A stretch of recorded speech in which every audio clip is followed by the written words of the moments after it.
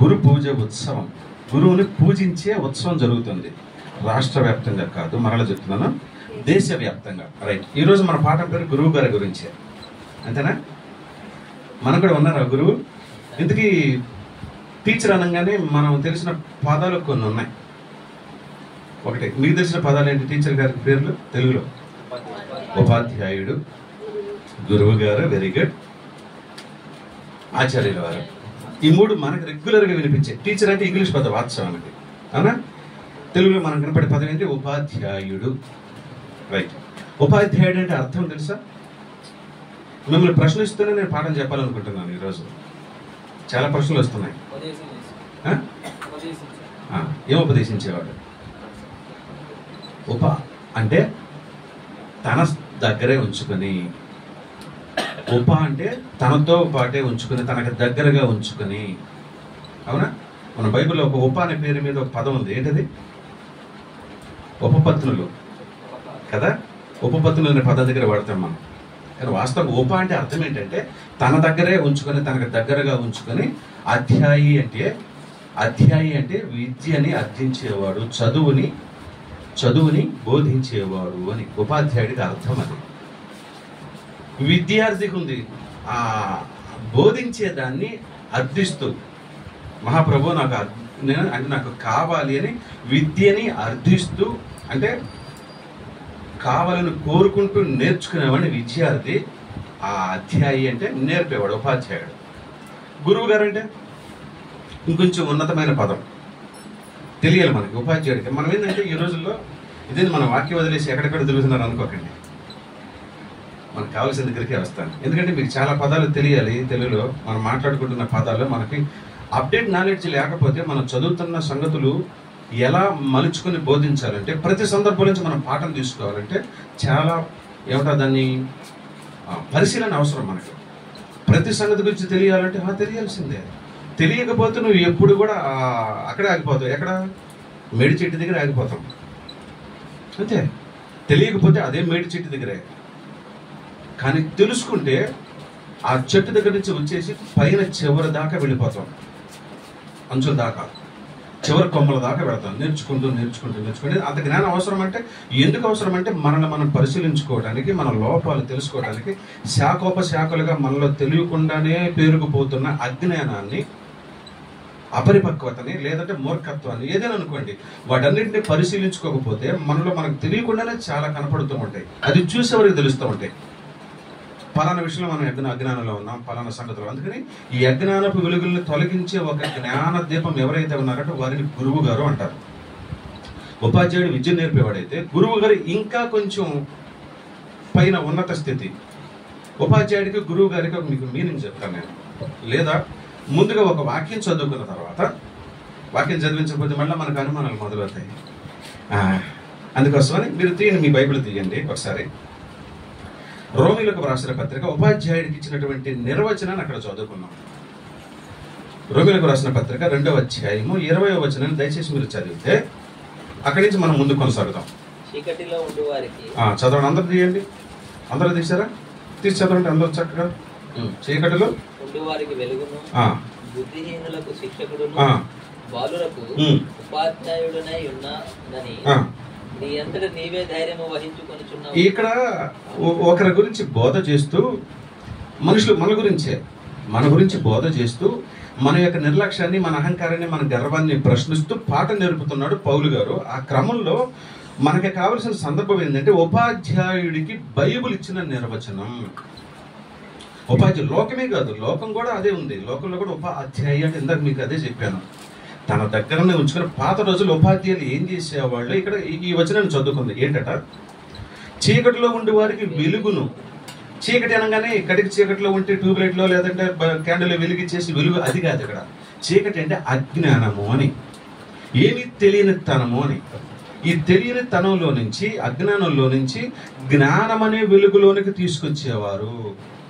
ఇంకా బుద్ధిహీనులకు శిక్షకుడు. కొంచెం బుద్ధిమాంద్యం ఉంటుంది చాలా మందికి. చూడడానికి బ్రహ్మాండంగానే ఉంటాం కానీ బుర్ర పని చేయదు. బాడీ ప్రజెంట్, మైండ్ ఆబ్సెంట్ అని అంటాం కదా మనం అప్పుడప్పుడు కదా. అలాగనే బాడీ మంది ఇక్కడే ఉంటుంది కానీ చాలా మందికి మైండ్ ఎక్కడెక్కడో తిరుగుతుంటుంది. ఎన్ని పనులు వదిలేసి వచ్చామో మనలో కొంతమంది. అరే ఈరోజు అక్కడికి వెళ్దాం అనుకున్నాం, అనవసరంగా ఇక్కడికి వచ్చాము, లేదా ఆ పని పెట్టుకున్నాం, అనవసరంగా రావాల్సి వచ్చింది కదా. ప్రతి రోజున ప్రతి చోట మనం అంటూనే ఉంటాం, ఒక పనిలో ఉంటాం, దానికంటే ముఖ్యమైన పని కనుక మనకి మైండ్లో వస్తే అక్కడ ఆలోచిస్తూ ఉంటాం. అది కూడా బుద్ధిహీనతే. ఇక్కడ ఉన్నామో అన్ని వదిలేసి ఇక్కడ కేంద్రీకరించుకుందాం, ఇక్కడ నేర్చుకుందాం, ఇక్కడ ఏదో ఉందాం, ఇక్కడ సమయం గడుపుదాం అని ఉండదు చాలా మంది కదా. ఇది కూడా ఒక రకమైన బుద్ధిహీనత. చదువుతున్న విషయాలని గమనించలేకపోవడం ఒక బుద్ధిహీనత. తెలుసుకుంటున్న సంగతుల్ని కంటికి కనపడిందనే సరైన రీతిలో లోపలికి ఎక్కించుకోలేకపోవడం ఒక బుద్ధిహీనత. వినబడేదాన్ని లోపలికి సరైన రీతిలో జీర్ణించుకోలేకపోవడం ఒక బుద్ధిహీనత. ఎన్ని రకాలు ఉన్నాయి చూడండి.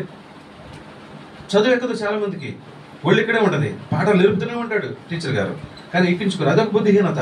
అంటే ఇటువంటి ఎన్నో రకాల బుద్ధిహీనతల్లోంచి ఏం చేయాలట అంటే శిక్షణనిచ్చి, శిక్షించి కాదు శిక్షించొద్దని మొదటి నుంచి మొత్తుకుంటూనే ఉంది ధర్మశాస్త్రం కానీ మన వేదాలు కానీ.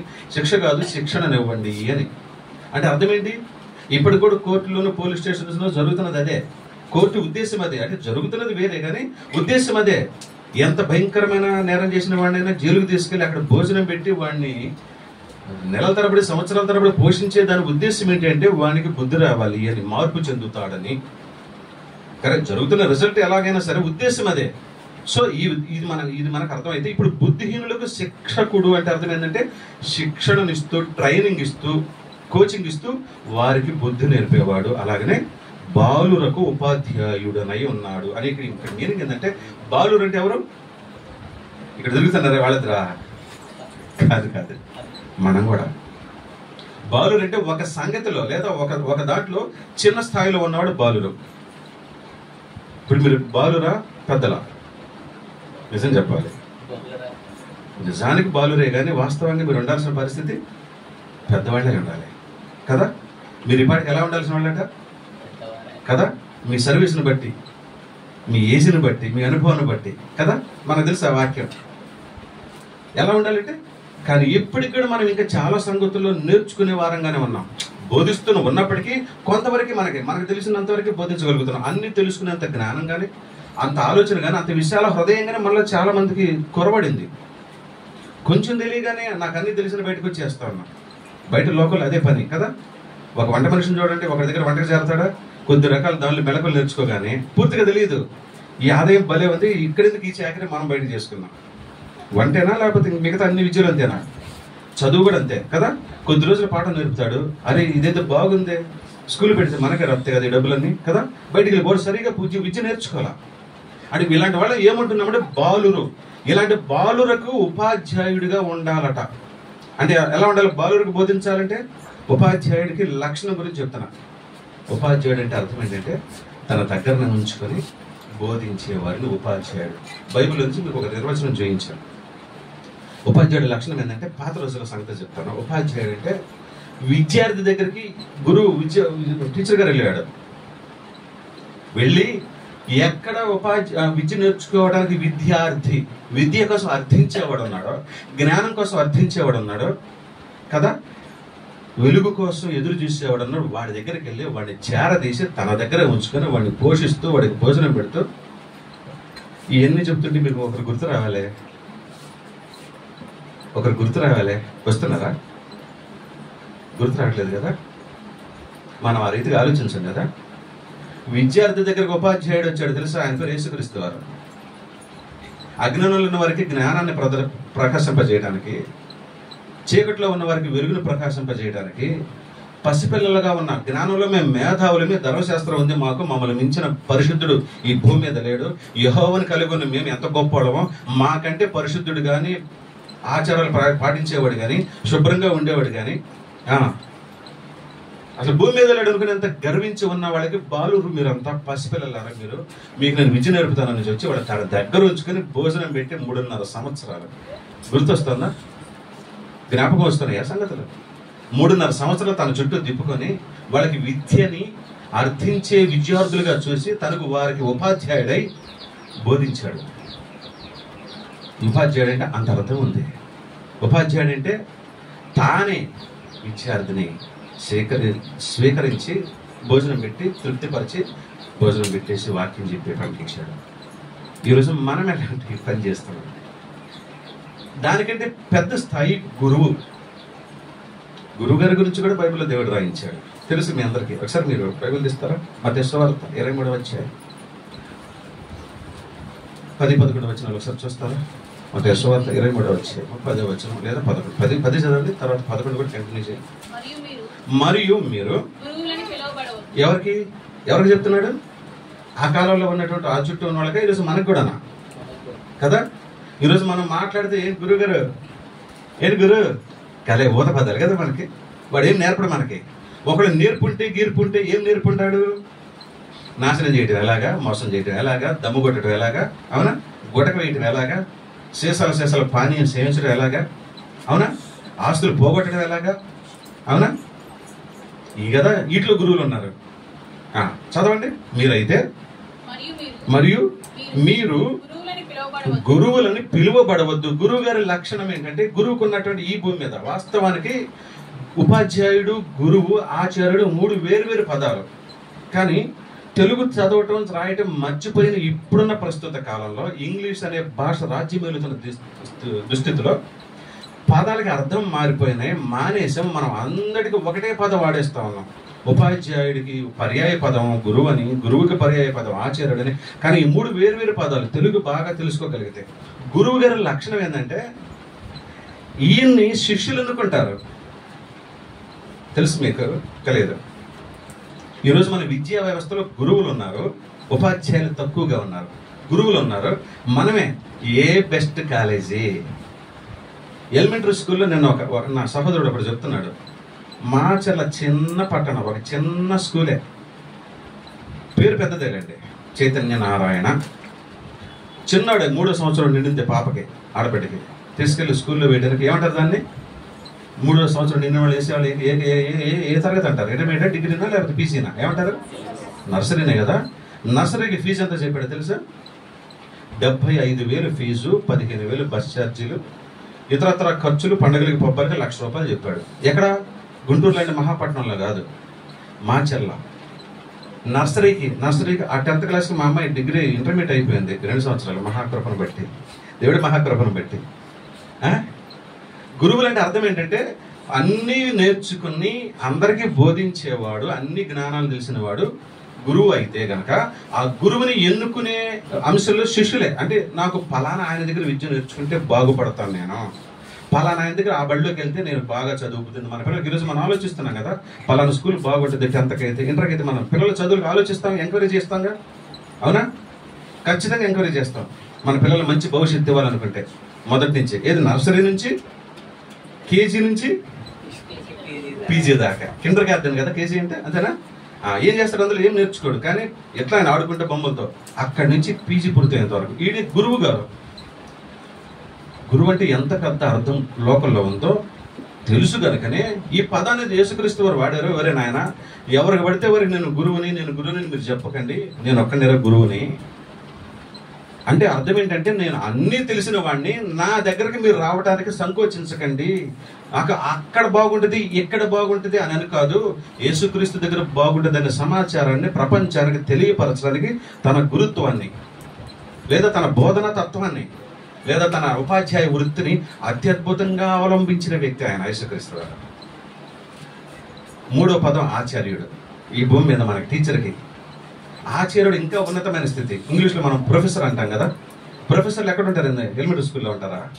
హై స్కూల్లోనా? కాలేజీలోనా? కాదండి, కాలేజీలో కూడా ప్రొఫెసర్ అన్నాం మనం. అక్కడ కూడా లెక్చరర్స్ అంటాం. ఉపన్యాసాలు దంచుడాడు కాబట్టి ఉపన్యాసం కూడా లెక్చరర్ అని అంటాం. ప్రొఫెసర్ అంటానికి ఒక అర్హత ఉంది, యూనివర్సిటీలో బోధించేవాడిని. కాబట్టి ఇప్పుడు తేడా లేదని చెప్తున్నాను కదా మీకు. ఉపాధ్యాయుడికి, గురువుకి, ఆచార్యుడికి పెద్ద తేడా తెలియదు కనుక ప్రొఫెసర్ అంటే కూడా తేడా. కాలేజీలో కూడా అంటున్నాం.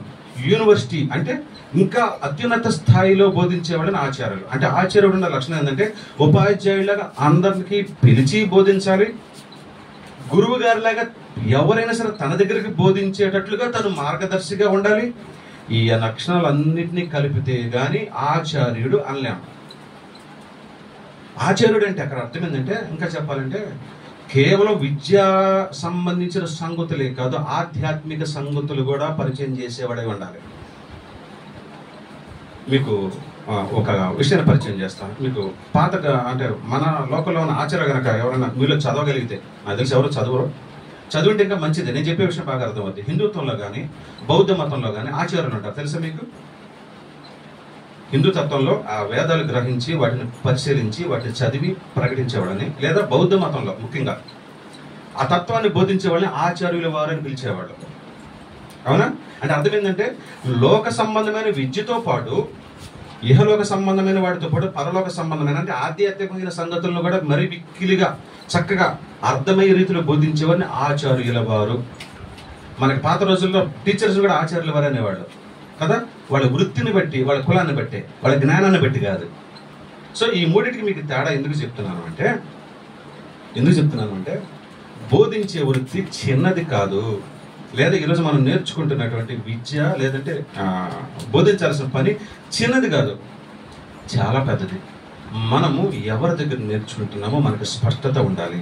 మన ఉపాధ్యాయుడు ఎవరై ఉన్నారు, ఆయన ఎందుకొరకు వచ్చాడు, ఏం నేర్పడానికి వచ్చాడో తన దగ్గర పెట్టుకొని ఈరోజు నేను ఎక్కువగా రిఫరెన్స్ ఇవ్వదలుచుకోవాలి మీకు, కేవలం సమాచారాన్ని మాత్రం ఇవ్వాలనే ఉద్దేశంతో మాట్లాడుతున్నాను నేను. ఇది ఒకటి సమాచారం మాత్రం, రిఫరెన్స్ ఇవ్వటం పెద్ద మీ అందరికీ తెలిసినవే కదా, నేను కొత్తగా అనుబోధించగలను కదా. వాస్తవంగా నాకంటే మోస్ట్ సీనియర్స్ ఉన్నారు ఇక్కడ, రిఫరెన్స్లతో పెట్టుకుంటే నేనే ఓడిపోతాను ఖచ్చితంగా, అందులో డౌటే లేదు. ఎందుకు? నోటి మీదే చెప్పగలిగే మేధావులు మీరు చాలా మంది అంటారు, నేను చూస్తే కానీ చెప్పలేను. కాబట్టి రెఫరెన్స్లో కాదు ఇక్కడ ఇంపార్టెంట్, సమాచారాన్ని మీకు ఇవ్వాలనే ఆతృత, ఎందుకంటే ఆసక్తి. టీచర్స్ బయట లోకల్లో అద్భుతమైన పండుగ జరుగుతుంది. ఒక టీచర్ గారు ఒక రాష్ట్రపతి స్థాయికి ఎదిగి దేశం మొత్తం పండుగ పేరుతో తన పేరుతో పండుగ చేసేంత గొప్ప స్థాయికి ఎదిగాడు అంటే ఆయన ఎంత కష్టపడి ఉంటాడో, ఆయన వృత్తి లక్షణం ఏంటి, ఆ నైజం ఏంటి, ఆ తత్వం ఏంటి, ఆ నిజాయితీ యొక్క ప్రవర్తన ఏంటి, ఎంత చేసి ఉంటే ఒక దేశానికి మార్గదర్శిగా ఉన్నాడు. ఒక దేశానికి ఈరోజు పండుగ జరుగుతుంది ఆయన పేరుతో, ఆ వృత్తిలో ఉన్న వారిని ప్రపంచమంతా దేశమంతా గౌరవిస్తోంది. చిన్న స్కూల్ దగ్గర నుంచి పెద్ద స్కూల్ రాష్ట్రపతి వరకు ఈరోజు ఉత్తమ ఉపాధ్యాయులుగా జిల్లా స్థాయిలోను రాష్ట్ర స్థాయిలోను, ఇంకా చెప్పాలంటే ఢిల్లీలో కేంద్ర స్థాయిలో కూడా అవార్డులు తీసుకుంటున్నారు ఆ వృత్తిలో ఉండి నాణ్యతమైన విద్యను అందించిన వారు కదా. ఇది మీకు మనసులో పెట్టుకొని ఈ లోక సంబంధమైన విద్యా రంగంలో నుంచి ఆధ్యాత్మిక రంగంలోకి వద్దాం. ఎందుకంటే మన పని అదే కనుక మనం ఆ స్థాయి నుంచి వచ్చేసాం ఇక్కడికి. ఇప్పుడు మనం ఇక్కడ మాట్లాడుకుందాం. మనకి గురువు గారు ఎవరు మీకు తెలుసు, ఆయన ఎంత పని చేసి ఉంటారో మీకు తెలుసు, వందలాది రిఫరెన్స్లు ఉన్నాయి, అన్ని తీయలేం. కానీ ఆయన ఎలా బ్రతికి ఉండి ఉంటాడంటే ఆయన శరీరధారిగా ఉన్నప్పుడు ఎలా కష్టపడి పని చేశాడో మన అందరికీ తెలుసు. ఎప్పుడే చేయడం అవునా, కష్టపడ్డాడు, పని చేశాడు, పరిచర్య చేశాడు, ఉపవాసాలు ఉన్నాడు, ప్రార్థనలు చేశాడు, పగలంతా పరిచర్య, మైళ్ళకి మైళ్ళ ప్రయాణం, రాత్రి అయితే పరిచర్య, ప్రార్థన, తండ్రితో ఏకాంతంగా. ఈ క్రమంలో ఎక్కడ కూడా సంపాదించడం కానీ, దాచిపెట్టుకోవడం కానీ, ఇల్లు కట్టుకోవడం కానీ, వాకిలు కట్టుకోవడం కానీ, దేవుడు ఆశీర్వాదించు ప్రభువా, నన్ను ఆశీర్వదించు ప్రభువా, నాకు ఎంత తిరుగుతున్నా ఎవరో నాకు ఒక ఇల్లు కట్టి ఉంచట్లేదు అని కానీ కదా, ఇవేమీ లేకుండానే కేవలం మన కొరకే మనకి ఏం బోధించడానికి ఉపాధ్యాయుడి లక్షణాలు ఇందాక మనం మాట్లాడుకున్నాం రోమాపత్రికలో ఏంటట, వెలుగుని ఇవ్వడానికి మనకి కదా. ఇప్పుడు మనం అటువంటి దగ్గర నేర్చుకుంటే, అటువంటి విద్య నేర్చుకున్న పిల్లలు ఇప్పుడు లోకల్లోనే మళ్ళీ ఒకసారి ఇట్లా వచ్చేద్దాం, లోకల్లో మంచి గురువు దగ్గర విద్య నేర్చుకునే పిల్లలు ఎలా ఉంటారు, ఖచ్చితంగా ఉన్నత శిఖరాలు అధిగమిస్తారు. అవునా? సందర్భం వచ్చిన ప్రతిసారి వాళ్ళ మాటల్లో ఆ టీచర్ గారు ఆ విద్య గురించి, ఆ గురువు గారి గురించి సందర్భం వచ్చిన ప్రతిసారి ఖచ్చితంగా నేను పలానా మా గురువు గారు, అవునా మా గురువు గారు పలానా, నేను ఆయన దగ్గర విద్య నేర్చుకున్నాను అని గురువు గారిని గౌరవించడం, సన్మానించడం, అవునా ఆయనకి కావలసిన సకల సౌకర్యాలు ఏర్పరచడం మనం ఎన్నోసార్లు చూస్తున్నాం, అప్పుడప్పుడు వింటూనే ఉన్నాం, తెలియకుండా ఏం లేదు కదా. కానీ ఈరోజు మనం అటువంటి గురువు దగ్గర విద్య నేర్చుకుని ఆ గురువు లక్షణాలను ప్రదర్శిస్తున్నామా, బోధిస్తున్నామా, నిజంగా అలాగనే పాటిస్తున్నామా ఆలోచిస్తే లేదు. ఒక్కొక్కరు ఒకే స్కూల్లో నేర్చుకుంటారా, ఒక్కొక్కరి శిక్షణ వేరే, ఒక్కొక్కరి ఆలోచన వేరే, ఒకే చోట బోధించబడుతుంది. కానీ వెళుతున్నప్పుడు ఈ నోట్లోంచి ఆ విద్యకు సంబంధించిన బోధ వెళుతున్నప్పుడు ఆ చేరుతున్న చెవుల్లో నుంచి వెళ్ళే హృదయంలోనికి రకరకాల కూడికలు, తీసివేతలు జరుగుతున్నాయి. ఒకరికి ఒకలా అర్థమవుతుంది, ఇంకొకరికి ఇంకోలా అర్థమవుతుంది. విచిత్రం ఏంటంటే అందరూ ఒకే గురువు గారి దగ్గర నేర్చుకుంటున్నాం, ఒకే విద్యార్థులు, మనం ఒకే సబ్జెక్టు నేర్చుకుంటున్నాం. దాని పేరు ఆత్మీయ బోధ. మనం నేర్పుతున్న పాఠం ఏంటంటే ఆత్మీయ బోధ. ఈ బోధకు సంబంధించి ఒకే రకమైన బోధించబడుతోంది. ఒకప్పుడు పాత రోజులు మీరు గమనించండి, ఎంతమంది పరిచయం చేయడానికి వచ్చేవాళ్ళు ఏమంటారు వాళ్ళని తెలుసా మీకు? పాత రోజుల పరిచారకులు ఏమంటారు? ఏంటండి నామకం చేస్తారా? మిషనరీలు అనే పేరు కూడా తెలియదు, మర్చిపోయారా కదా? మిషనరీలు తెలుసా పదానికి అర్థం? నాకు ఎలా బ్లాంక్గా చూడకండి, భయం వేస్తుంది. మీరు నన్ను పాజిటివ్గా చూసుకుంటున్నారా లేకపోతే కోపంతో చూస్తున్నారా? ఆ చూపుకి అర్థం కావట్లే. మిషనరీలు స్వచ్ఛమైనటువంటి దేవుని వాక్యాన్ని ప్రకటించడానికి సిద్ధపడి వచ్చారు. భార్య బిడ్డలను వదిలేసి, ఆస్తిపాస్తులను వదిలేసి, తమ ఉన్న సౌలభ్యాన్ని సౌకర్యాలని అన్నీ వదిలేసి మన భారతదేశం అంటే చోట్ల అనేక దేశాలకి, మన భారతదేశం మాత్రమే కాదు, మన భారతదేశానికి తీసుకుని సార్ మిగతా చోట్ల ఎందుకు, ఎక్కడెక్కడి నుంచో వచ్చారు, ఎన్నో దేశాల నుంచి. అవునా? సమస్తాన్ని ఖర్చు పెట్టి కష్టపడి పరిచర్య చేసి సువార్తను ప్రకటించడానికి. ఎందుకు ఈ ఉద్దేశంతో వచ్చారంటే ఆనాడు వారికి అర్థమైంది సేవ చేయడం అంటే నిస్వార్థంగా చేయటం, దేవుని సువార్తని ప్రకటించటం, అనేక మందిని రక్షణలోనికి నడిపించటం, వెలుగులోనికి నడిపించటం. ఈ క్రమంలో ఒకేసారి బోధ చేస్తే అర్థం కాదని ఇగో సకల సౌకర్యాలు ఏర్పాటు చేశారు. రవాణా వ్యవస్థ అనేది ఉంది, పోస్ట్ ఆఫీస్ వ్యవస్థ అనేది ఉంది, అవునా? తపాలా సౌకర్యాలు ఉన్నాయి కదా, రైల్వే మార్గాలు ఉన్నాయి, వైద్యం ఉంది, విద్య ఉంది, ఆహారం ఉంది. పనికి ఆహార పథకం ఈ రోజు మాట్లాడుతున్నాం, కొన్ని వందల సంవత్సరాల కింద నుంచే మన దగ్గర ఉంది పనికి ఆహార పథకం. అవునా? ఉచితంగా ఆహార పంపిణీ చేసేవాళ్ళు, రోగాలు తగ్గించేవాళ్ళు, జబ్బులు మందులు ఇచ్చేవాళ్ళు. మిషనరీస్ ఎంత పరిచర్య చేశారు కదా. ఆ మిషనరీస్ అన్ని చెబుతున్న విద్య ఏంటంటే దేవుని వాక్యాన్ని ఉన్నదన్నట్టుగా ప్రకటించడం, దేవుని ప్రేమని పంచడం. ఈరోజు మనం ఎలా ఉన్నాం? ఈ లోకంలో మన భారతదేశంలో మనకున్నటువంటి ఒక అద్భుతమైనటువంటి జ్ఞానాన్ని పద్యాల రూపంలో ప్రదర్శించే ఒక ఆయన ఉన్నాడు, తెలుసా? అందులో చాలా మంది ఉన్నారు. బద్దెన గారు, మన వేమన గారు, కొంతమంది ఇంకా భర్తృహరి సుభాషితాలని, అవునా? ఇవన్నీ ఉన్నాయి. ఆ పేర్లు వినలేదంటే మీరు నేనేం చేయలేను. అందులో ఒక పద్యాన్ని ఈ భూమి మీద మన తెలుగు నాట గురువు గారి గురించి ఒక అద్భుతమైనటువంటి పద్యం ఒకటి ఉంది. మీరు వినే ఉంటే అది సంతోషమే, వినకపోతే నేను ఆ పద్యాన్ని మీకు పరిచయం చేస్తాను. వేమన పద్యం ఇది. ఏంటంటే మీరు ఎప్పుడు వచ్చిన ఏదో పద్యాన్ని చేతబట్టుకుని వస్తారంటారే, అది నా జ్ఞానాన్ని ప్రదర్శించడానికి కాదు, మన సందర్భాన్ని బట్టి మనకి దేవుడు తెలియని అన్ని జనాంగంలో కూడా మనకి ఎన్నో జ్ఞానోపదేశాలు చేసే సంగతులు ఉన్నాయి. అందరికంటే జ్ఞానానికి మూల కారణమైన, జ్ఞానానికి మూలాధారమైన బైబిల్ చేతబట్టుకున్న మనకి కూడా తెలియని ఎన్నో జ్ఞానం లోకం నుంచి నేర్చుకోవచ్చా అంటే నేర్చుకోవచ్చు. ఎందుకు నేర్చుకోవచ్చు అంటే ఇందులో లేదని కాదు, వారు గ్రహించారు, మనం గ్రహించలేకపోతున్నాం ఇప్పటికీ. అందులో ఒక పద్యం మీకు పరిచయం చేస్తారు. గురువు చిల్లగింజ. చిల్లగింజ పేరు ఎప్పుడైనా విన్నారా? పెద్దలు వృద్ధులు మీరైనా విన్నారా? చిల్లగింజ పేరు ఎప్పుడైనా లేదా? దేవునికి స్తోత్రం. గురువు చిల్లగింజ కుంభమీ దేహంబు ఆత్మ కలుష పంకజం అడుగుబట్టి తెలివి విరిచెనేని దివ్యావృతము తీరు విశ్వదాభిరామ. ఈ పద్యానికి అర్థం ఏంటంటే గురువు చిల్లగింజ లాంటి వాడట. చిల్లగింజ అంటే మీకు పాత రోజుల్లో, నీకు నేను సంగతి చెబితే మీకు అర్థం కావచ్చేమో. ఒకవేళ పాత రోజుల్లో మనందరికి నీళ్లు నింపుకోవడానికి మట్టి పాత్రలాగా ఉండేది, లేదా ఎత్తడివి మహా అయితే, అవునా? కొంచెం డబ్బులు ఉండేది రాగి, లేదంటే జనరల్గా మన దగ్గర మట్టి కొండలు లేదా ఎత్తడి బిందులు, కాగులు అంటాం కదా వాటిని.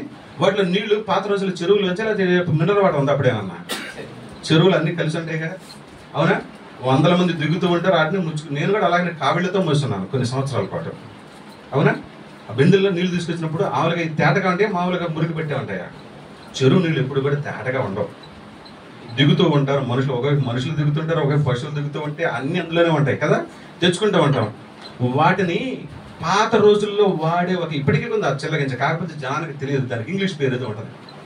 ఆ చిల్లగింజలోని విత్తనాలు దొరికేవి, అవి ఆ కాగులో వేసేస్తే ఆ కాగులో ఉన్నట్టు మురికి మొత్తాన్ని, ఆ నీటిలో ఉన్న మురికి మొత్తాన్ని శుభ్రపరిచేసి, ఇప్పుడు మనం ఒక వస్తువును వాడుతున్నాం. ఇప్పుడన్నా తెలిసిపోయి దేన్ని వాడతారా?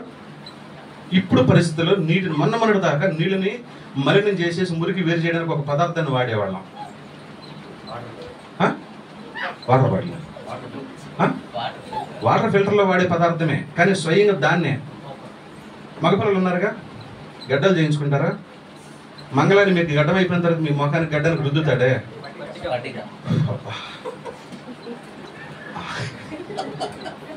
సరే ఏం చేయను, బోధ చేయాలంటే ఏమైనా చేయాలి, మంగళ పని కూడా చేయాలి, చాకలి పని చేయాలి, మంగళ పని చేయాలి, అశుద్ధం గడికి కార్మికుల పని చేయాలి. నిజమే, ఏ పనైనా చేయాలి. ఒకడు అడిగాడట, ఒక స్త్రీని, ఒక అమ్మని అడిగాడట, అమ్మ మీదేం కులం అని అడిగాడట. ఈరోజు మనకు వర్తించే మాట. ఒక ఆమెని మీదేం కులం అడిగాడట, ఏదో రాసుకోవడానికి ఏదో అవసరం వచ్చి, నాయన పెళ్లికి ముందే పెళ్లి తర్వాత అని అడిగిందట. అదేంటమ్మా, ఏదైతేనే మొత్తం కలిపి చెప్పినా నాకు అర్థం కావాలి అందట. పెళ్లికి ముందు మాత్రం నేను యువరాణ్ణయ్యా, రాజకులం నాది, మా నాన్న నన్ను మహారాణిలాగా చేసేవాడు, మా అమ్మాయి యువరాణిలాగా చేసేది, నాది రాజకులం. పెళ్ళైపోయిన తర్వాత నా భర్తకి సేవ చేస్తూ దాసి కులంలోకి వచ్చేసాను. 1 సంవత్సరానికి బిడ్డ పుట్టాడు, వాడికి కడిగి మలమూత్రాలు కలిపి శూద్ర కులంలోకి వచ్చాను. ఇంటిలో 10కి సేవ చేసి దాసి కులంలోకి వచ్చాను. ఇలా చెప్పుకుంటూ పోయిందట. నేను చాలా చెప్పగలను కానీ మీకు అర్థం కావడం కోసం. ఈరోజు మనకు కూడా అదే పరిస్థితి. సేవకుడు అంటే ఒకటే కనపడుతుంది, రండి, ఇవ్వండి, ఆశీర్వదించబడండి, వెళ్ళిపోండి. అంటే అక్కడ మొత్తం అక్కడ ఇవ్వడమే ఉంది కదా. బైబిల్ చెప్తుంది దాసుడు అంటే, ఇందాక మీరు 10వ వచనం చదివారా? మీరు ఇందాక ఏం చెప్పాను నేను? ఏ 10వ వచనం చదివాను? రోమా 25:10, 23:10. 11వ వచనం ఒకసారి చదవండి. ఎలా? ఇప్పుడు పరిచారకుడు, ఉపాధ్యాయుడు అనేవాడు, ఇక్కడ బోధించే గురువు అని పడేవాడు, ఆచార్యగా పిలిచబడేవాడు. మా ఆచార్యులు, మా గురువు గారు, మా పాస్టర్ గారు అని చెప్పుకుంటున్నాం కదా, పేరు అదేగా. బోధకుడు అని పిలిచేవాడు యేసుక్రీస్తు వారిని. అంటే అర్థం ఏంటి? మై టీచర్ అనే కదా దాని అర్థం. బోధకుడు అంటే టీచర్ అని. మరి గురువు గారు అంటే తెలుగులో ఒకటే అర్థం, కానీ ఇంగ్లీష్లోకి వచ్చినప్పటికి మారిపోయింది. గురువు గారు అంటే మాస్టర్. టీచర్కి మాస్టర్కి చాలా తేడా ఉంది. మీకు ఇంగ్లీష్లోనే చెప్తే బాగా అర్థం, నాకే అంత ఇంగ్లీష్ రాదు. మరి టీచర్కి మాస్టర్కి చాలా తేడా ఉంది. మాస్టర్ అంటే అన్నీ తెలిసిన వాడు, అన్ని బోధించగలిగాడు. ప్రొఫెసర్ అంటే ఇక మాస్టర్కి పై స్థాయి. మీలో అన్ని తెలిసిన వాడు ఎలా ఉండాలంటున్నాడు? ఆ స్త్రీ చెప్పింది పలానా పని చేసేప్పుడు పలానని. ఊడ్చేటప్పుడు సేవకుడు, ఊడ్చేటప్పుడు ఎవరు లేకపోతే ఊడ్చేవాడే, అవునా? ఎవరు రాకపోతే సమయానికి వండేవాడు, వంట మాస్టర్ వాడేనా? అవునా? వడ్డించేటప్పుడు ఆహారమేనా, ఆత్మీయ ఆహారం కూడానా? ఆత్మీయ ఆహారం వడ్డించేటప్పుడు పాస్టర్ గారు, ఆ ఆహారాన్ని వడ్డించేటప్పుడు మాస్టర్ గారు, వంట మాస్టర్ కదా. మన పదవులు మర్చిపోతున్నాం. ఆ మాట మరలా చదవండి. మీరు గురువులు అనబడవద్దు ఎవరు కూడా. తర్వాత క్రీస్తు ఒక్కడే మీకు గురువు, మీలో గొప్పవాడు అనుకుంటే నిజంగా పాస్టర్ గారివి, నేను మాస్టర్ని, బాగా బోధించగలను, దేవుని మహాకృపను బట్టే సత్యాన్ని మాత్రమే ప్రకటిస్తాను అని పంతం పట్టుకొని, లేదంటే దేవునితో వాగ్దానం చేసుకొని ఇక్కడికి వచ్చేసి ఇక్కడే ఉండిపోకూడదట. ఏం చేయాలట? పరిచారకుడే ఉండాలంటే అర్థం ఏంటి? సేవకుడై ఉన్నటువంటి అర్థం ఏంటి? మరలా సేవ చేయటమా, సేవలు పొందుకోవడమా? అక్కడ మీనింగ్. సేవకుడు అంటే సేవలు అందించేవాడా, సేవలు పొందుకునేవాడా? అవునా? భూమి మీద కూడా సేవ 2 రకాలు, బోధ 2 రకాలు, టీచింగ్ 2 రకాలు. ఒక పద్ధతి.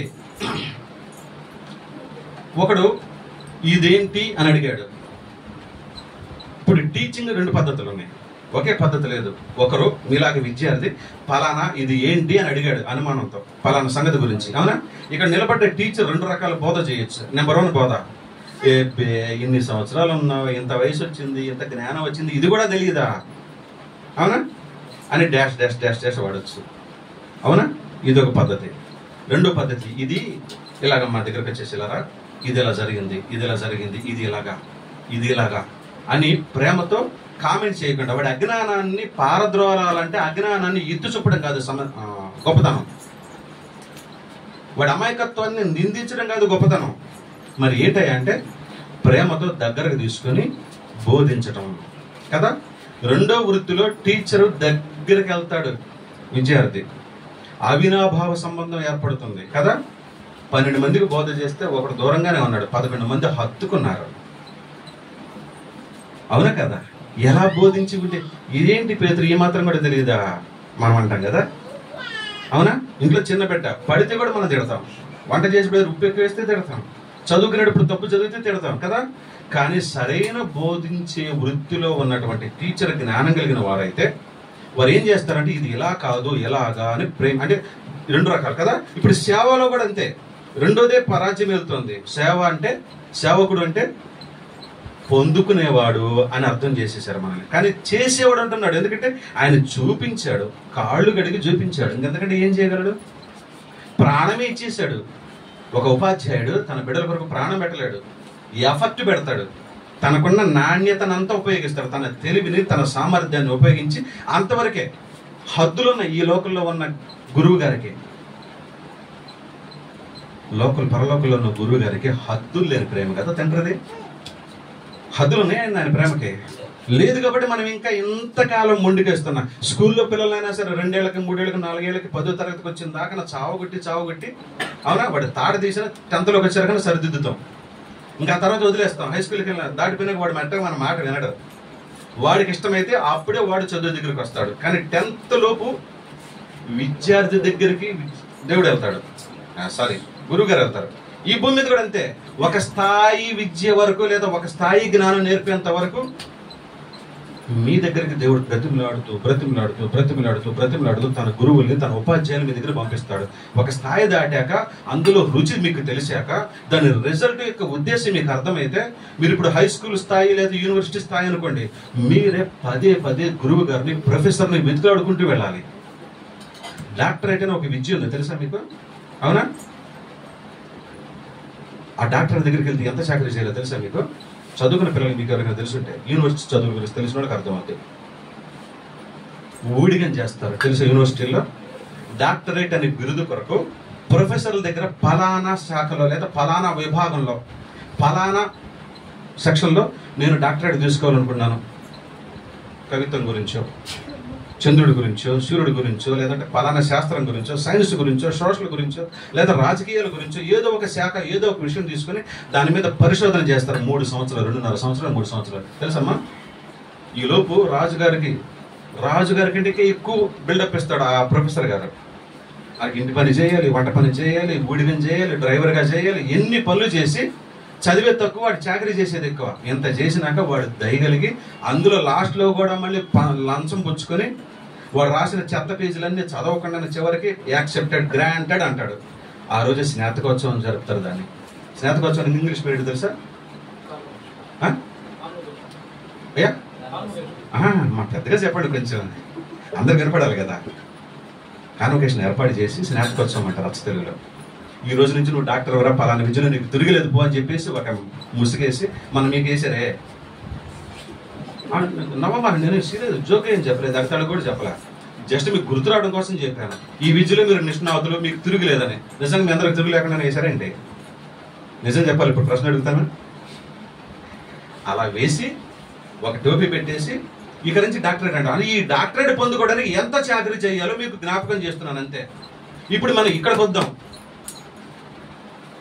లోకంలో ఒక గుర్తింపు, నేను మంచివాడిని, నేను డాక్టరేట్ బిరుదు పొందినవాడిని, నేను నిష్ణాతుడిని, పలానా శాస్త్రంలోని ఇంత చాకరీ చేస్తున్నా. మనం ఈ బైబిల్ సంగతులు, ఆధ్యాత్మిక తరగతులు నేర్చుకోవడంలో గురువు గారికి రుచి తెలిసి, గురువు గారి జ్ఞానం మనకు అర్థమయ్యి, ఈయన ఉపాధ్యాయుడు కదా, ఇంకా గురువు గారు ఒకనాడు ఉపాధ్యాయుడిగా ఉన్న స్థితిలో తనే నా దగ్గరకు వచ్చి నాకు విద్య నేర్పాడు, నా పాపం గురించి పరిచయం చేశాడు, నా తప్పులు ఎంచాడు, నాకు జ్ఞానాన్ని బోధించాడు. ఇదిగో నాకు చిన్నగా విద్య అర్థమయ్యే స్థితిలో నాకు ఇప్పుడు ఉపాధ్యాయుడు గురువు కావాలని గురువుగా మారాడు ఆయన.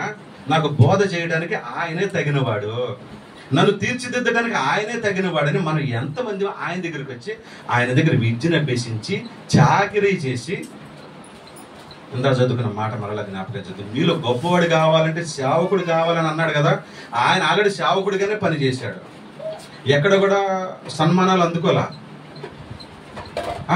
ఎగబడలేదు. ఇప్పుడు చాలా మంది ఎగబడుతున్నారు, సన్మానాల కోసం దేవుని వదిలేసి పోలేడు అని అన్నారు. అవునా? మన చుట్టుపక్కల మాకు మీ అందరికీ తెలిసిన వాళ్ళు కూడా ఉన్నారు. సన్మానం కోసం దేవుని కూడా వదిలేసి వెళ్ళిపోయేవాళ్ళు ఉన్నాం. కానీ ఆయన ఇప్పుడు కూడా సన్మానం కోసం ప్రాకులాడలేదు, ఎగబడలేదు, గుర్తింపు కోసం తాపత్రయపడలా. ఈ రోజు మనం పడుతున్నాం, నా గురువు లక్షణాలు ఏంటో తెలుసా? నాకు పలానా వరం ఉంది, నా దగ్గరకు వస్తే పలానా వరం ఉంది. అలాంటి వరం కలిగిన వాడు ఎవరికి కనపడకుండా డాక్టర్ హాస్పిటల్లో ఉంటాడు, మళ్ళీ ఆ ఫోటోలు బయటికి రావు. కానీ వరం ఉందని చెప్పి చెప్పుకుంటాం, నిజమే. కానీ ఆ వరాన్ని నీకు ఇచ్చి ఆయన దగ్గర నువ్వు ఎంత కష్టపడి పనిచేస్తున్నావు. గురువు గారిని మీకు పరిచయం చేస్తున్నా. ఇప్పుడు ఈ 18 దగ్గరకు వస్తాను. నేను 18 దగ్గర మొదలుపెట్టి అక్కడికి వెళ్ళాను. ఇప్పుడు ఇప్పుడు పద్యంలో కూడా వస్తారు. ఎందుకు పద్యం అంటే అక్కడ ఒక పాఠం ఉంది. ఇది బయటిదేం కాదు. ఈ బైబిల్లో ఇందాక మనం మాట్లాడుకున్న రోమాపత్రిక 2:20కే ఒక అద్భుతమైన మనకు తెలిసిన భాషలో మనకు తెలిసిన అర్థాన్ని ఇచ్చాడు ఒక ఆయన మనందరికీ తెలుసు కనుక. గురువు చిల్లగింజ. ఇప్పుడు చిల్లగింజ దగ్గరకు వచ్చాను నేను. అక్కడి నుంచి బయటికి వెళ్ళాను. పాత రోజుల్లో చిల్లగింజ అనేది ఉండేది. దానికి తర్వాత ఇందాక మీరు మాట్లాడారే ఒక పదార్థం పేరు చెప్పారు. ఏంటది? స్ఫటికం. స్ఫటికమా పటికం? కరెక్ట్గా చెప్పాలి. కరెక్ట్గా చెప్పాలి. ఏమండి, కెమికల్ ఎగ్జామినర్స్ కూడా ఉన్నారు ఇక్కడ. ఏమంటారు దాన్ని? స్ఫటిక అంటారా పటిక అంటారా?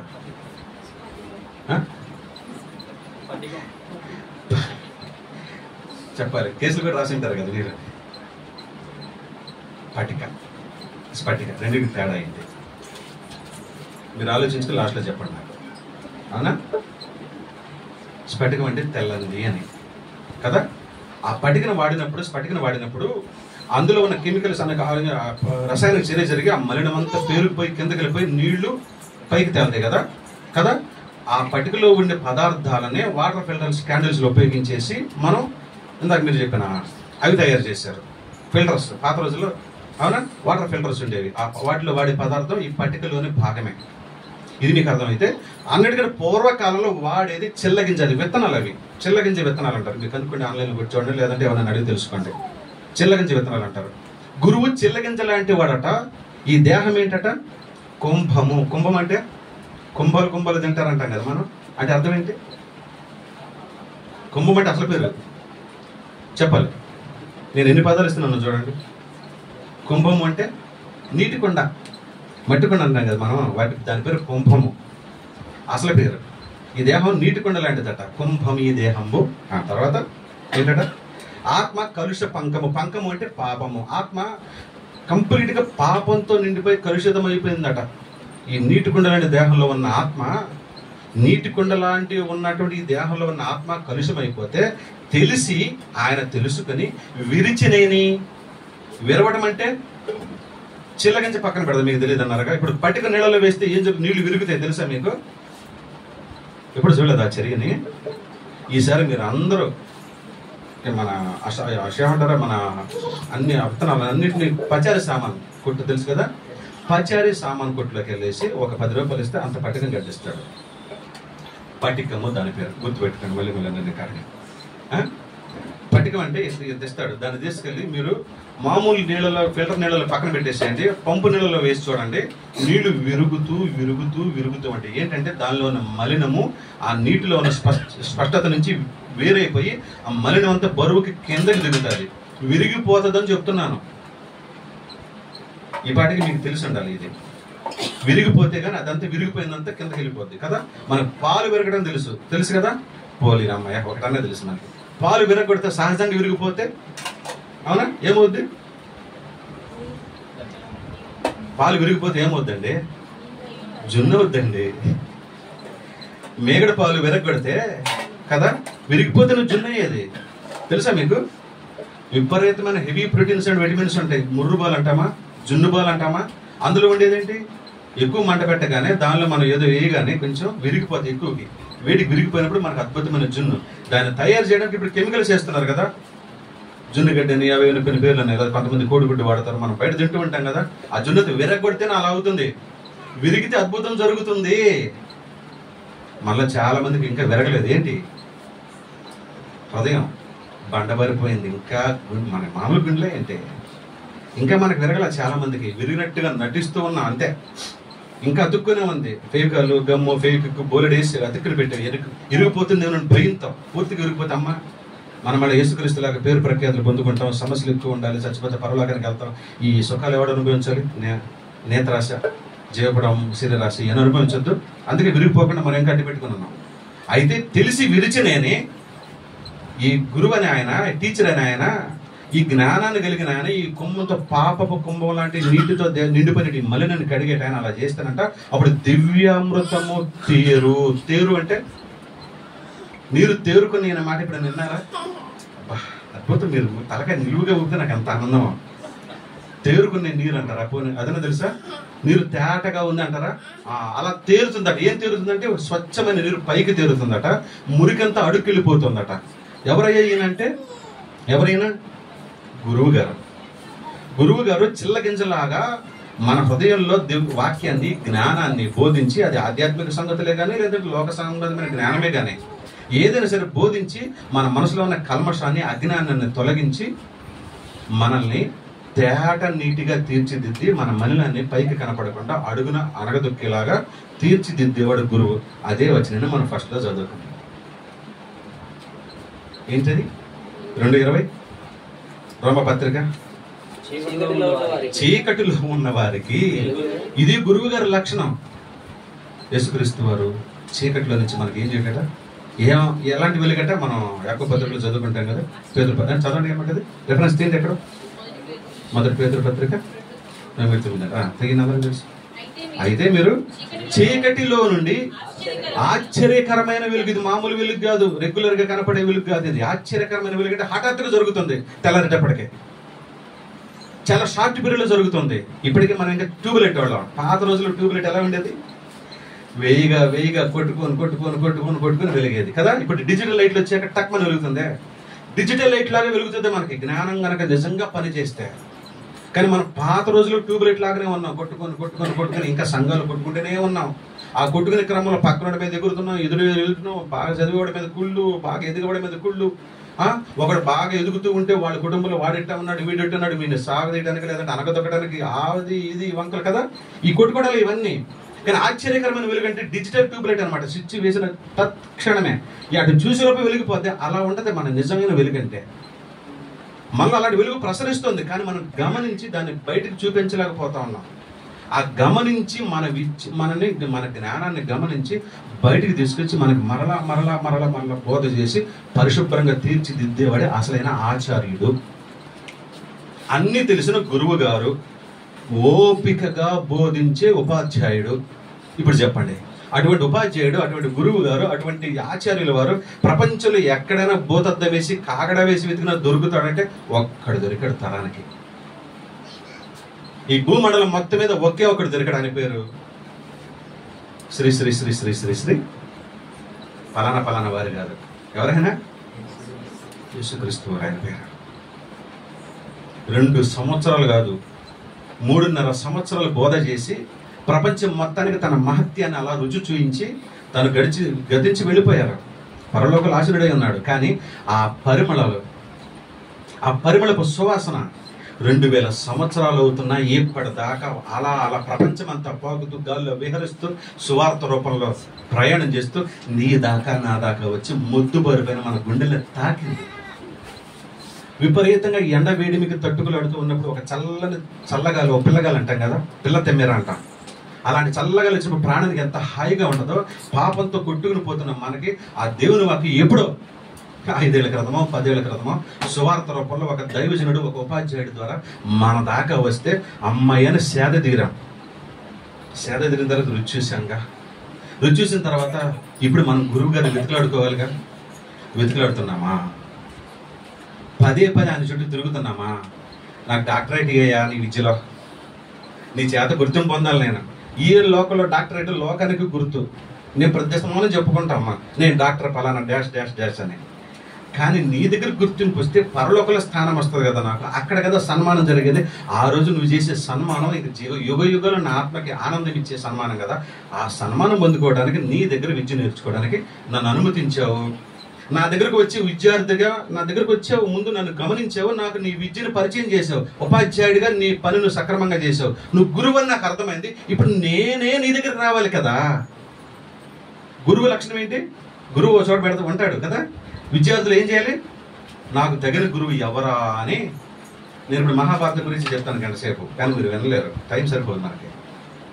అక్కడ ఉన్నారు గురువు గారి దగ్గరికి విద్య నేర్చుకున్నాడు. అందుకే వాళ్ళలో ద్రోణాచార్యుడని, భీష్మాచార్యుడని చాలా మంది ఆచార్యులు వాళ్ళు వచ్చారు. ఎందుకు తెలుసా? వీళ్ళకి విద్య నేర్పి వాళ్ళంతా ఆచార్యులు అయ్యారు. వీళ్ళు నేను తెలుసుకుని వాళ్ళ దగ్గరికి వెళ్ళారు. ద్రోణాచార్యుడు, భీష్మాచార్యుడు, బోల్డ్ పేర్లు ఉన్నాయి, చాలా మంది ఉన్నారు. ఈరోజు మనము యేసుక్రీస్తు సేవకులమ్మ పేరు చెప్పుకుంటున్నాగా, క్రైస్తవులం మనందరం క్రీస్తును ధరించుకున్నామని బిల్డప్ ఇస్తున్నాగా. మన ఆచార్యుల వారు, మన గురువు గారు ప్రపంచాన్ని నడిపించిన శాసనకర్త కదా, ప్రపంచానికి జ్ఞానాన్ని నేర్పిన జ్ఞానకర్త కదా. దాచిపెట్టబడినాయి కదా ఆయన దగ్గర. తవ్వుకున్న వాడికి తవ్వుకున్నంత అని మనకు తెలుసు కదా. గుప్తములే ఉన్నాయి కదా, అంతేనా? దాచిపెట్టబడినా ఓపెన్గా ఉన్నాయా? లేదు. ఎలా ఉన్నాయి ఆయన దగ్గర? చెప్పండి కాస్త, రిప్లై ఇవ్వండి. నోరు తెరవండి. చెవులు మాత్రమే కదా, నోరు కూడా తెరవండి. అప్పుడప్పుడు ఇలాంటి ఉపన్యాసాలు కూడా మనకు అవసరమే. ఎప్పుడు చెవులతోటే నాన్న, అప్పుడప్పుడు నోరు కూడా వాడితే కదా. పలకన పదాలని నేర్పించడానికి టీచర్ గారు ఒకసారి పిల్లలకి చిన్నప్పుడు పాఠాలు నేర్పేది. ఎందుకు? వింటూ ఉంటే రాదు, పలుకుతూ ఉంటేనే వస్తుంది. అలాగనే మాట్లాడుతూ ఉంటేనే విషయాలు తెలుస్తూ ఉంటాయి కదా. ఇప్పుడు ఆ రోజు జ్ఞానం ఆయన దగ్గర దాచిపెట్టబడి ఉందంటే, మా గురువు గారు నువ్వే. ఈ లోకంలో గురువు ఈ లోక సంబంధమైన జ్ఞానాన్ని నేర్పుతాడు. ఈ భూమి మీద బ్రతికేంత వరకు అది ఉపయోగం. మంచి తెలివి ఉంటుంది, మంచి శాస్త్రవేత్తను అవుతాను, మంచి జ్ఞానవంతుని అవుతాను, పలానా ఇంజనీర్ని అవుతాను, పలానా డాక్టర్ని అవుతాను. ఇది ఈ భూమి మీద వరకే బ్రతుకు. కానీ నీవు ఓ గురువా, ఓ పరలోకపు గురువా, ఓ బోధకుడా, నీ దగ్గర విద్య నేర్చుకుంటే పరలోకంలో కూడా యుగయుగలు నిలిచి ఉన్నంత జ్ఞానం నేర్పుతావు. నీ దగ్గరకు వస్తాను, ఉపాధ్యాయుడిగా నాకు విద్య నేర్పావు, నన్ను దగ్గరకు తీసుకున్నావు, 2 ఏళ్ళు 3 ఏళ్ళు నీ సన్నిధిలో కూర్చోబెట్టి పాఠం నేర్పావు, ఓకే. ఇప్పుడు నువ్వు నా గురువు గారు అని, నన్ను నడిపించే నాయకుడు నువ్వేనని, నాకు మార్గదర్శకమని, పరలోకానికి మార్గం నీవేనని నాకు అర్థమైంది. ఇప్పుడు నేను నీ దగ్గరకు వస్తున్నాను, నాకు ఇంకా పాఠాలు నేర్పు, పెద్ద పాఠాలు నేర్పు, జ్ఞానయుక్తమైన పాఠాలు నేర్పు. నేను నేర్చుకుంటూ ఇంకా అనేక మందికి నేర్పుతాను. నా మరణానంతరం నీ చేపడుకుని పరలోకానికి వస్తావు. గురువు అని గురువు గారి దగ్గర పాఠాలు నేర్చుకోవడానికి శిష్యరికం చేసేవాళ్ళు ఎంతమంది? మైకులు ఇస్తే చాలా మంది అంటారు, గుర్తింపులు ఇస్తే చాలా మంది అంటారు, ఐడెంటిటీ ఇస్తే బోలెడు మంది అంటారు.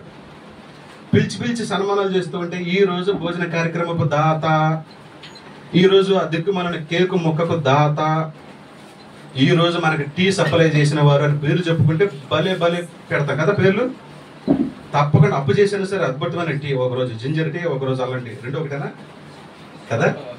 2 ఒకటేనా నన్ను చెప్పండి, నేను కావాలని అంటున్నప్పుడు. ఒకరోజు అది, ఒకరోజు ఇటీ, ఒకరోజు ఆ టీ, ఒకరోజు కాఫీ, ఒకరోజు నాన్ వెజ్, ఒకరోజు వెజ్, ఒకరోజు అది ఇది. గుర్తింపు లేకపోయినా సరే నా గుర్తింపు అక్కలేదు, నీ దగ్గర గుర్తింపు ఉంటే చాలు, నీ దగ్గరికి వస్తానని గురువు దగ్గర శిష్యురకం చేసి శిష్యుల గురించి ఆలోచిస్తున్నాడు. అందుకే మీరు సర్వలోకానికి వెళ్ళి సువార్తను ప్రకటించండి, నమ్మి బాప్తిసం పొందిన వారిని కదా. ముందేం చెప్పారు? శిష్యులుగా. ఇప్పుడు శిష్యులు అంటే ఏంటి అర్థమైంది? గురువు గారికి వచ్చిన విద్యలన్నీ వచ్చి ఉండాలి, ఆఖరికి పరలోకం వెళ్ళే విద్య కూడా. మీరు ఇది మానేసి అద్భుతాలు చేసి విద్య గురించి ఆలోచిస్తున్నాం, అందుకే అక్కడ ఆగిపోయాం మనం. చచ్చిపోయిన వాళ్ళు లేపే విద్య నేర్చుకోవాలని ఆశపడుతున్నాం, అందుకే అక్కడ ఆగిపోయాం. తలనొప్పులు ఇంకా వేరే నొప్పులు తగ్గించే వాళ్ళ ప్రయత్నాలు చేస్తున్నాం, ఆ పేరు కోసం తాపత్రయపడుతున్నాం. డాక్టరేట్ అంటే అర్థం ఏంటంటే, ప్రతి విద్యలో నువ్వు నిష్ణాతుడివి, నిన్ను మించిన వాడు లేడు అని లోకపు విద్యకు గుర్తు, ఉన్నత విద్యకు గుర్తు డాక్టరేట్ అనే బిరుదు. మరి ఆధ్యాత్మిక విద్యలో మీరు డాక్టరేట్లు కావద్దా? పరిశుద్ధత అనే డిగ్రీ మీరు సంపాదించుకోవద్దా? పరిశుద్ధత అనే విద్య నేర్చుకుని ఆ విద్యను అనేక మందికి చూపిస్తూ, ప్రదర్శిస్తూ, పాటిస్తూ ఉండే విద్య మీకు అవసరం లేదా? దాని కొరకు గురువుని ఎంత మాత్రం ఆశ్రయిస్తున్నారు? గురువు గారి విద్యలైనటువంటి, అది ఈ లోక సంబంధమైన తన మహత్యాన్ని తెలిపే విద్యలు ఆ రోజు, ఈ రోజు అక్కర్లేదు. ఆ రోజు తనే దేవుణ్ణని, దేవుని కుమారుడు తనేనని, ప్రతి దాని మీద తనకు అధికారం ఉందని, కలిగి ఉన్నదేది తను లేకుండా కలగలేదని ఆనాటి ప్రపంచం ద్వారా ఈనాటి మనకు తెలియపరచడానికి సమయం అవుతుంది. 1 అవర్ అవుతుంది, పర్వాలేదు, 5-10 నిమిషాలు. నేను సమయం కూడా మర్చిపోయాను, సారీ. ముగిద్దామా? 5-10 నిమిషాలు ఓపుకుందా? పర్లేదా? పర్వాలేదు కదా. అడగాల, మీ ఇష్టం అనాలి. వింటున్న దాంట్లో పస ఉంటే, వింటున్న వాక్యంలో పస మీన్స్ అదే విషయంలో దమ్ముంటే, ఇంకా మోటి భాషలో టైం అడగొద్దు మీరు కానీ నన్ను చెప్పాలి. ఎందుకంటే భయం వేస్తుంది. హఠాత్తుగా జ్ఞాపకం వచ్చింది, అరే 1 అవర్ అయిపోయింది పిల్లలు. ఎందుకంటే మనం ఇలాంటి విషయాల జ్ఞానం బలి ఉపయోగిస్తాం. 45 నిమిషాల కంటే వెళ్ళారండి మీరు, అలా గంటలు చెప్తే ఎలాగని అంటారు కదా. ఆ భయం ఇక్కడ మాట్లాడేవాడికి ఉండకూడదు అంతే. ఎందుకంటే మాట్లాడుతున్నది నా కోసం ఏం కాదు కదా, మన కోసం కదా, మన సంగతులే. ఇప్పుడు మనం ఎక్కడ మనం ఏ విద్య కోసం ప్రాకులాడుతున్నాం? యేసుక్రీస్తు పరలోకానికి వెళ్ళేంత విద్య చూపించారే, దాన్ని దోట్లా. అవునా? ఒకడు వచ్చాడు పౌలు గారి దగ్గరికి, నువ్వు అదేదో అంటున్నావే, ఆ విద్య నాకు నేర్పవా, నీకేం కావాలో తీసుకో అన్నాడు. తెలుసా ఎవడవాడు? మనం అలా ఉన్నాం. ఆయనకు ఆ ఫలానా వరం ఉందంట, ఆ కడుపు నొప్పి తగ్గించే వరం మీద నాకు ఇవ్వడం. ఆ తెల్ల జుట్టును నల్లగా మార్చే, పొట్టుని పొడుగ్గా చేసే, సన్నను లావుగా చేసే, ఆ ఊబకాయని గ్లామర్గా చేసే ఆ విద్యను నేర్పు ప్రభు అంటున్నావే కానీ పరలోకాన్ని నేర్పే విద్యను చూపించావే, దాన్ని మర్చిపోతున్నాం.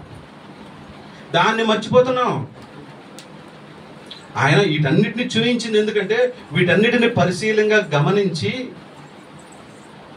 నన్ను సృష్టించిన వాడు ఎక్కడున్నాడు, నాకు ఆయుష్కాలం ఎంత ఇచ్చాడు, ఈ ఆయుష్కాలంలో తను నాకు చెప్పదలుచుకున్నది ఏంటి, తద్వారా నేను నేర్చుకున్నది ఏంటి, నేర్చుకోవాల్సింది ఏంటి, నా గురి ఏంటి, నా గమ్యం ఏంటి. ఈ గురువు గారు నా గమ్యం పరలోకం. ఈ గురువు గారు అయితే నన్ను అక్కడికి చేర్చగలడని మీకు అర్థమైతే ఆ గురువు గారి దగ్గర ఎంత శిష్యులకు నేర్చుకుంటున్నారు. ఈ లోక సంబంధమని దిక్కుమాలిన పనికిరాని, ఎప్పటికీ ఉపయోగపడనివి, ఎన్నటికీ వాడలేనివి, చేయలేని ఈ దిక్కుమాలిన విద్యల కొరకే ప్రాకులాడుతున్నామా? లోకం అదే చేస్తుంది. మన లోకమే, క్రైస్తవ లోకం గురించి, బయట గురించి మనకు వద్దు అసలు. ఆ విద్యలు నేర్పే వాళ్ళ దగ్గర తండోపతండాలుగా వెళుతున్నాం. యూనివర్సిటీల్లో కుప్పల తెప్పలుగా పడి ఉంటారు. పాస్ కాకుండా ఏళ్ల తరబడి ఎంఏలు డిగ్రీలు చేశాడు, అవునా, డాక్టరేట్ చేశాడు, కొద్ది మందే ఉంటారు. వాళ్ళు పెళ్లిళ్ళు చేసుకుని మీకు తెలుసో తెలియదు. ఒకవేళ చేసుకున్న భార్య కూలి పని చేసో ఏదో పని చేసి డబ్బులు పంపిస్తూ ఉంటుంది భర్తకి. మీకు తెలియదేమో, నాకు తెలిసి అటువంటి వాడు. భార్య కూలి పని చేస్తూ పోషిస్తూ ఉంటే గడ్డలు పెంచుకొని గడ్డం చేసుకుంటే 10 రూపాయలు అవుతాయేమోనని అష్ట కష్టాలు పడుతూ 38 ఏళ్ళకి 40 ఏళ్ళకి డాక్టరేట్ బిరుదు తీసుకుంటే దానివల్ల వచ్చే ఉపయోగం ఏంటంటే ఒకేసారి 4 ప్రొఫెసర్ల జీతం వస్తుంది, పెద్ద ఉద్యోగం వస్తుంది కాలేజీలో, ప్రొఫెసర్, యూనివర్సిటీలో. ఆ ఉన్నత స్థితి కోసం మనలాగా 15 ఏళ్ళకి 20 ఏళ్ళకి పెళ్లిళ్ళు చేసుకుని లవ్లు ఎఫ్ఐఆర్లు గోలుడు పెట్టుకుని 30 ఏళ్ళకి సగం జీతం సంకనాగిపోయింది మనది కదా. వాడు 35-40 ఏళ్ళు వచ్చినా ఆ ప్రొఫెసర్ పోస్ట్ కోసం ఏమంటే అవునా కదా, అర్థమవుతుందా? చిన్నదనుకుంటారా డాక్టరేట్ అంటే? ఇది మీకు అర్థమైతే పరలోకంలో విద్య కూడా నేర్చుకోవడానికి పరలోకపు విద్యలో కూడా డాక్టరేట్లు కావాలి మీరు, కొద్ది మందే. అందుకే కదా మార్గం ఇరుకైంది అన్నాడు దేవుడు. అనేక మంది పోటీ పడతారు, ఇంటర్మీడియట్ దగ్గర ఆగిపోతారు, 10th దగ్గర ఆగిపోతారు, 2 పాటలు నేర్చుకుంటారు, 4 ఏయో వస్తాయి ఉపన్యాసాలు దంచుకొట్టడానికి, పదే మార్చుకొని కొట్టేయడానికి వచ్చేస్తాయి. అక్కడే 10th అయిపోద్ది, ఇంటర్ అయిపోద్ది, డిగ్రీ దగ్గర ఆగిపోతాం. చిన్నవే కాదు. నిరంతరము చదివే విద్యార్థి పాస్టర్ గారు అంటే, సేవకుడు అంటే, విశ్వాస అంటే, క్రైస్తవుడు అంటే నిరంతరం విద్య నేర్చుకునేవాడు. ఎప్పుడు అంటే నా చదువు అయిపోయేంత వరకు, లేదా నా మరణం వచ్చేంత వరకు. అప్పుడు ఇస్తాడు నాకు డాక్టరేట్ బిరుదు, అప్పుడు ఇస్తాడు సన్మానం చేసి, స్నాతకోత్సవం జరిపి, కాన్వొకేషన్ డే, చివరి రోజు ఏం పేరు దాని పేరు, తీర్పు దినము, ఫైనల్ డే, జడ్జిమెంట్ డే. ఆ రోజు వస్తాడు మనకి. ఈ రోజు నీవు డాక్టరేట్ ఇక నుంచి రా, నువ్వు నా దగ్గరకు వచ్చేసాయి. ఇక నుంచి నీ యూనివర్సిటీ లేదు, ఏం లేదు, మొత్తం నీ కులువంతా దేవుడి దగ్గర, తండ్రి దగ్గర. మనం అందరం చక్కగా అడుగుకొని అత్యంత ఉన్నత సంస్కారవంతమైనటువంటి ఆనందకరమైన సంతోషాన్ని అనుభవిద్దాం. దానికి అంతం లేదు ఇక. ఈ డాక్టరేట్ చదివిన వాడు కూడా 40 ఏళ్ల తర్వాత ప్రొఫెసర్ అయితే ఇంకా మిగిలేదు ఆ 18 ఏళ్లే.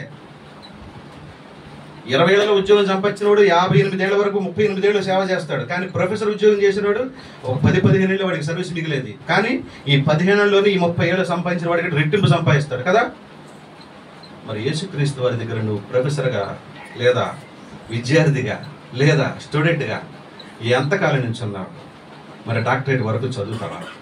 లేదా మధ్యలోనే నా సర్వీస్ ఎంత తెలుసా అంటావా? ఉపయోగమైంది ఎంత సర్వీస్ ఉన్నా, అవునా? ఒక జిల్లాలో బిల్ కలెక్టర్ ఉంటాడు, ఆడువిడు ఒకే కారులో వెళ్తాడు, ఒక్క సీటే తేడా, అవునా? ముందు సీట్లు డ్రైవర్ పక్కన బిల్ కలెక్టర్ ఉంటాడు, అటెండర్ అనుకోండి, లేదా బిళ్ళబడ్డరోజు అనుకోండి, మీ భాషలో ఏదని అనుకోండి. కలెక్టర్ ఎక్కడ వెనక సీట్లోనే ఉంటాడు. కానీ ఈయనకి ఉన్నది వ్యత్యాసం ఎంత ఉందో తెలుసా? జస్ట్ 1 అడుగున్నర 2 అడుగుల దూరమే కారులో. కానీ స్థాయిలో కదా. ఓ విశ్వాసి, నువ్వు ఏ స్థాయిలో ఉన్నావు? కలెక్టర్ హోదాను అనుభవించగలుగుతున్నావా? అందరూ ఒకే సంఘంలోనే ఉన్నాం, పక్కపక్కనే ఉన్నాం, మనిషికి మధ్య అడుగు దూరం కూడా లేదు. కానీ అంతరాలంలో దేవునికి మనకి అంతరాలలో ఎంత తేడా ఉంది? దగ్గరగా ఉన్నామా, దేవునికి దూరంగా ఉన్నామా? పక్కపక్కనే ఉన్నాం, అవునా?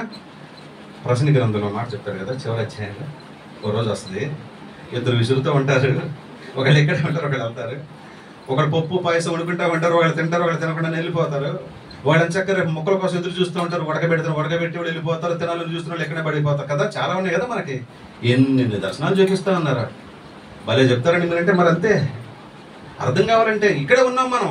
ఎంత అంతరం ఉంది ఒక్కొక్కరికి మీ మనసులో దేవునికి మీకు మధ్య అనుసంధానం పక్కనే ఉందా? ఆయనలోనే ఉన్నావా? ఆయనతో ఉన్నాను అనుకుంటూ దూరంగా ఉన్నావా? మనకి పాఠం నేర్పడానికి గురువు గారు ఆయన ఎందుకు వచ్చాడు తెలుసా?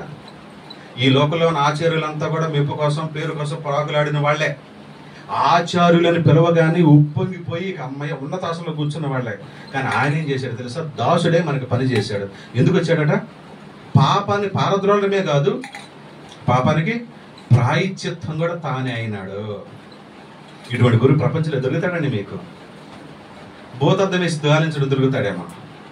లేదు, దొరకడు కనుకనే, అటువంటి వాడికి లేడు కనుకనే ఆయనకు ముందు ఆయన తర్వాత సృష్టిలో ఉన్నటువంటి పెద్ద పెద్ద మేధావులైన మేధావి వర్గం అంతా కాలాన్ని విభజించిన వాడు అన్నారు. దాన్ని కాల విభజన చేసిన వాడైనాడు ఆయన, నిర్ణయించిన వాడైనాడు. క్రీస్తుకి పూర్వము, క్రీస్తుకు తర్వాత. ఇప్పుడు ఉండొచ్చుగా? ఎవడు లేడా? లేడు. మరి ఇప్పుడు మనం ఎవరిని ఆదర్శంగా తీసుకోవాలి? మన గురువు గారు ఎవరు? ఈ భారతదేశానికి ది బెస్ట్ గురువు ఎవరంటే డాక్టర్ సర్వేపల్లి రాధాకృష్ణ. ఓకేనా? ప్రపంచం మొత్తానికి ది బెస్ట్ గురువు ఎవరని చెప్తే ఇహలోకం మంది కానీ పరలోకం మంది కానీ ఇంకా అంతకు మించిన వాడు ఎవడో లేడని ఎవరైనా పేరు ఎత్తితే ఒకే వ్యక్తి పేరు మనకు కనపడుతుంది. అదే ఈ రోజుల్లో ఈ గ్రంథాలు మీ చేతిలో ఉన్న వాక్య రూపంలో ఉన్న జీవం కలిగిన దేవుడు. ఆయన పేరు ప్రభు యేసుక్రీస్తు వారు. ఆయన చేయబట్టుకుంటే తండ్రి దగ్గర తీసుకెళ్తాడు, పరలోకానికి తీసుకెళ్తాడు. ఆ గురువుని స్మరించుకుందాం. ఇప్పుడు సెప్టెంబర్ 5వ తారీఖున ఆయన స్మరించుకోవడం. ఈ లోకల్లో గురువు గారిని సంవత్సరానికి ఒక్కరోజే, మిగతా సాయంత్రం అయిపోతే సాయంత్రం కూడా అక్కర్లేదు, ఇంకా కాసేపటికి అయిపోద్ది ఆ పండగ ఉత్సవం. ఆ తర్వాత దాని పేరు చాలా మంది గుర్తే రాదు. అవునా కదా? మరలా 365 రోజుల తర్వాత లేదా 64 రోజుల తర్వాత మరలా ఈ రోజు జ్ఞాపకం చేసుకుంటారు. మరి మనకు కూడా గుర్తింపు రోజు ఉంది కదా, ఆదివారం. అంతేనా? అంతే కదా, ఆదివారం అయితే మన గుర్తింపు రోజు, మన గురువు గారిని జ్ఞాపకం చేసుకున్న రోజు. అవునా? తనను వెంబడించేవాడు ఏమని చెప్పున్నాడు? ప్రతిదినం అంటానికంటే ముందు మళ్ళీ ఒక చిన్న విశేషణని జతకూర్చాడు దానికి. నువ్వనేది ఉండకూడదు. ఇంకా నేనెంత బాగా చెప్తాను, మా పాస్టర్ గారు ఎంత బాగా పద్యం పాడతాడు, పలానాయన వస్తే భలే పాటలు పాడతాడు, పలానైతే భలే పద్యం ఎప్పుడు చూసినా అవిశ్వదాభిరామ అంటాడు అంటాడు. ఇలాంటి గుర్తింపు కాదు. మీరు ప్రతి ఒక్కరూ వ్యక్తిగతంగా టీచర్కి తెలిసిన వారే ఉంటే టీచర్ మీకు బాగా బోధించగలరు. ఉన్నతమైన విద్య, ఉన్నతమైన సంస్కారం, ఉన్నతంగా తన పిల్లలు కూడా తనలాగా ఉన్నతులు కావాలన్న టీచర్ బోధించే బోధ ఎలా ఉంటుందంటే ప్రతి ఒక్క విద్యార్థిని వ్యక్తిగతంగా గుర్తెరుగుతుంది. ఇందులో ఉన్న గురువు గారు ప్రతి ఒక్కరిని వ్యక్తిగతంగా మాత్రమే కాదు సుమా, ఆత్మీయంగా కూడా.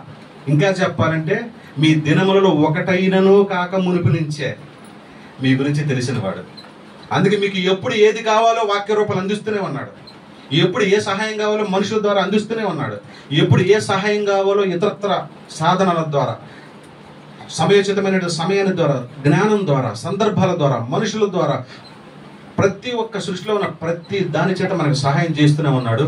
నీవు నాకు తెలుసు అని మనకు తెలియపరుస్తూనే ఉన్నాడు. మరి ఏంటి లాభం? దీనివల్ల ఉపయోగం ఏంటంటే నీవు కూడా నన్ను తెలుసుకో. నా దగ్గరకు వస్తే పరలోకపు పాఠాలు నేర్పుతాను నేను. నీ లోపల సరిచేయడానికి నీ కొరకు ప్రాణమే పెట్టిన వాడిని. ఎందుకంటే మంచి గురువు గారు, మంచి టీచర్ గా దొరకండి నీకు.